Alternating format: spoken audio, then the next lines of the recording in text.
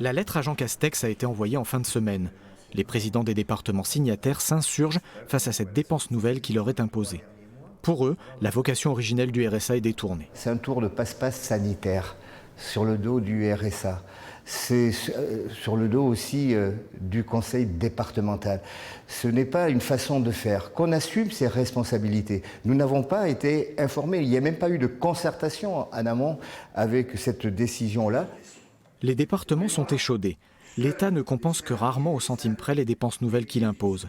D'autant que pour le moment, il est impossible de savoir le nombre de personnes concernées et le coût que cela implique. On ne peut pas le mesurer.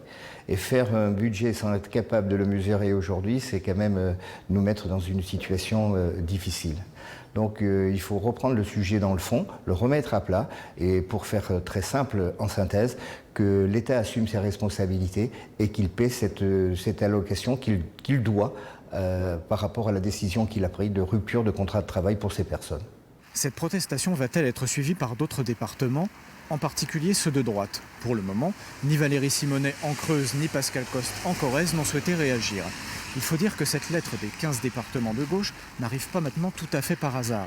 Le temps politique dans cette affaire est important. Le congrès des départements de France, contrôlé par la droite, doit se tenir début décembre à Bourg-en-Bresse. Dans le même temps, Anne Hidalgo, la candidate socialiste, peine à imposer ses thèmes de campagne. Elle sera d'ailleurs en visite à Limoges vendredi. Dans ce contexte, les départements de gauche veulent exister et marquer leur territoire.